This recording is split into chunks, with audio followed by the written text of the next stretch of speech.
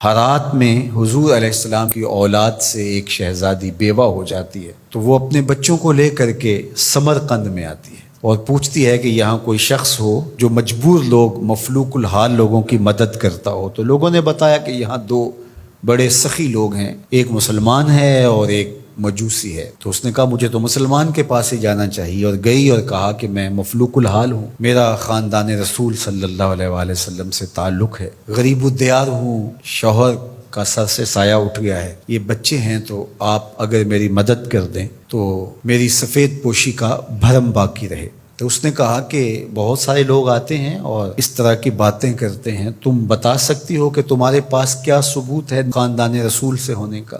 تو اس نے کہا میں مفلوق الحال ہوں، بچوں کو لے کر کے ہرات سے یہاں پہنچی ہوں، تو میں شجرہ تو ساتھ نہیں لیے پھر رہی، بس میری بات پہ اعتبار کر لیا جائے۔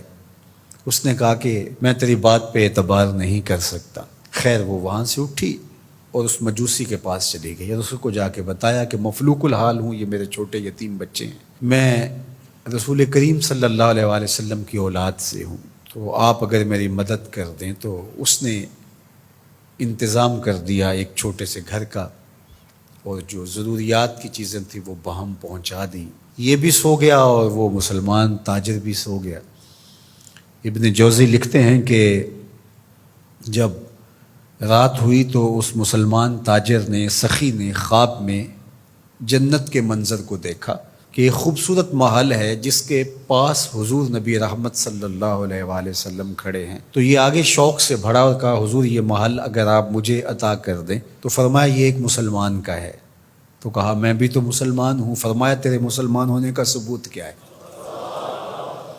آنکھیں کھل گئیں، ماضی کا سارا قصہ ذہن میں تازہ ہو گیا، اور وہ جو لفظ کہے تھے کہ تیرے سیدہ ہونے کا ثبوت کیا ہے، وہ لفظ احساس پہ ہتھوڑے برسانے لگے اور نکال دیا گیا دربار رسالت سے۔ صبح ہوئی تو ڈھونڈتا پھرتا ہے کہ کل یہاں کوئی سید زادی اپنے بچوں کو لے کر کے آئی تھی، کسی کو پتہ ہو تو لوگوں نے بتایا کہ وہ فلاں مجوسی ساہوکار اور سخی جو ہے اس کے پاس ہے۔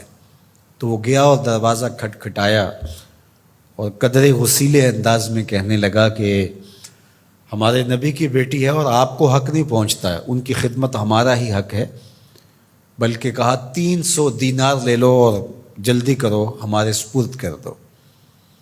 تو اس نے مسکرا کے دیکھا، کہا کہ میں نے تو انڈٹھا سودا کیا تھا، اب تو منظر دیکھ چکا ہوں، جہاں رات آپ کو دھکے دے کر نکالا گیا وہاں مجھے وعدہ دیا گیا کہ تو نے میری بیٹی کی خدمت کی ہے، تجھے اور تیری نسل کو جنت کی ضمانت دی جاتی ہے، اور میں تو حضور کے ہاتھ پہ کلمہ پڑھ کے اسلام قبول کر چکا ہوں۔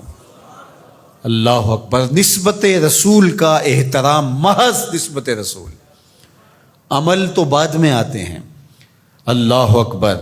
تو فرمایا کہ احبو لأہل بیتی لحبی، میرے اہل بیت سے محبت میری وجہ سے کرو۔ اللہ اکبر۔ امت کو سمجھنا چاہیے کہ اہل بیت رسول کا معاملہ کتنا حساس اور کتنا نازک ہے، اور آقا کریم نے کس قدر اس کو اہمیت کے ساتھ حجۃ الوداع کے موقع پر ارشاد فرمایا۔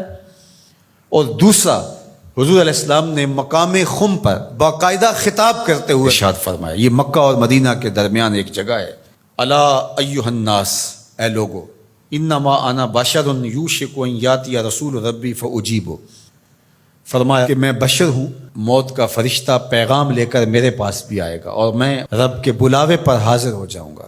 وانا تارک فیکم ثقلین، لیکن تمہیں تنہا اور لاوارث نہیں چھوڑ کے جا رہا، تمہارے اندر دو بھاری چیزیں چھوڑ کے جا رہا ہوں، جس کو میرے حضور بھی بھاری کہیں وہ کتنی بھاری ہوگی۔ اولہما کتاب اللہ، ان میں سے پہلی چیز کتاب اللہ، اللہ کی کتاب، فیہ الہدی والنور فخذوا بکتاب اللہ واستمسکوا بہ، اس میں ہدایت ہے، اس میں روشنی ہے، بس اللہ کی کتاب کو مضبوطی سے پکڑ لو اور اس کے ساتھ تمسک اختیار کر لو، جڑ جاؤ اس کے ساتھ، لپٹ جاؤ، چمٹ جاؤ اس کتاب کے ساتھ، اپنا ربط کبھی بھی قرآن سے ٹوٹنے نہ دینا، قرآن کے ساتھ اپنے تعلق باطن کو کبھی کمزور نہ ہونے دینا، اس کی تلاوت دن کے اجالوں میں رات کی تنہائیوں میں تمہارا معمول حیات رہے۔ فحث علی کتاب اللہ، حضور نے ابھارا لوگوں کو کتاب اللہ کے ساتھ جڑنے کے لیے، وَرَغَّبَ فِيهِ، اور ترغیب دی کہ اس کتاب سے وابستہ رہو، اس کتاب سے جڑو، اس کتاب کو کبھی نہ چھوڑنا۔ ثم قال، پھر ارشاد فرمایا،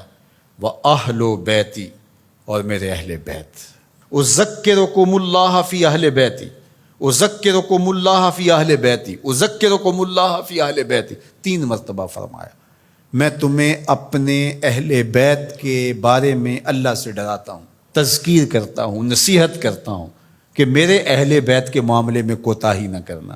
1 بار نہیں کہا، 2 بار نہیں کہا، 3 بار فرمایا۔ نگاہ نبوت کچھ دیکھ رہی تھی کہ لوگ کربلا کے اندر شہزادگان رسول کو شہید کرنے کے درپے ہوں گے، اور اہل بیت نبوت کی عظمتیں لوگوں کو ہضم نہیں ہو پائیں گی۔ تو حضور نے 1 بار نہیں، 2 بار نہیں، 3 بار فرمایا کہ میرے اہل بیت کے معاملے کے اندر ان کی حساسیت اتنی ہے کہ کوتاہی کا ارتکاب نہ کرنا۔ اہل بیت نبوت کا معاملہ بہت حساس ہے، بہت ہی حساس ہے۔ یزید پلیت نے اہل بیت کے ساتھ ٹکر لے کے اپنی عاقبت بھی برباد کر لی، اور اپنی دنیا بھی برباد کر لی، اور اپنی نسلوں کو بھی بدبودار بنا لیا اس نے۔